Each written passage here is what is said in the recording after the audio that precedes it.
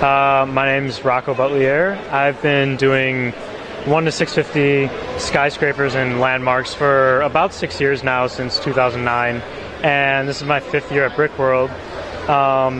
So I've kind of been working to go from sort of the idea of landmark to landscape by taking some of my individual models I've had for a few years and connecting them with the actual buildings and landscape that you would find in Chicago. So that's really what this effort has been here, this sort of North Loop layout of the area of the city, and it's about 62,000 pieces and has been a few years in the making.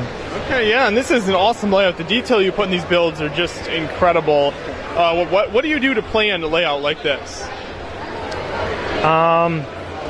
To basically plan the layout, I mean, it takes a lot of obviously research and like looking at the city. So sources like Google Earth are extremely helpful in that respect.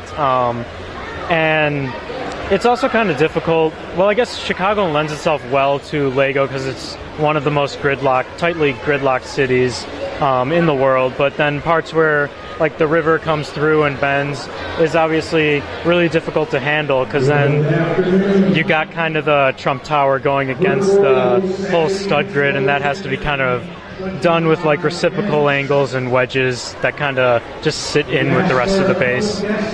Yeah. Do you have a couple favorite buildings or little details that you like to point out? A lot of people always ask me like favorite buildings, but I just say like moments in each building are kind of effective or powerful. Like things that I've liked trying to figure out, like applying the rubber bands to the exterior of the Mather Tower here. Yeah, that's really cool. Because really it's such a slender tower that there's absolutely no room for internal connections. So just by putting rubber bands on the outside, it's a good way to hold it together and make it look like the actual thing. And then I also like to use pieces like the undersides of pieces, especially these the log bricks. Those have a really nice underside and give cool texture and depth to the building. Yeah, definitely, and you see that throughout all your different buildings here. How do you move this around? Does it break into different sections for that? Yeah, for sure. I mean, like some of the more intricate pieces, they come apart. Sometimes I design them that way, then like these would go in plastic bags for transportation, and then some of the more snot buildings are pretty modular and have different break points. I tend to go along like a 2x8 regimen, so pretty much every 8 measures on like a snot building will be a break point that it can come apart at.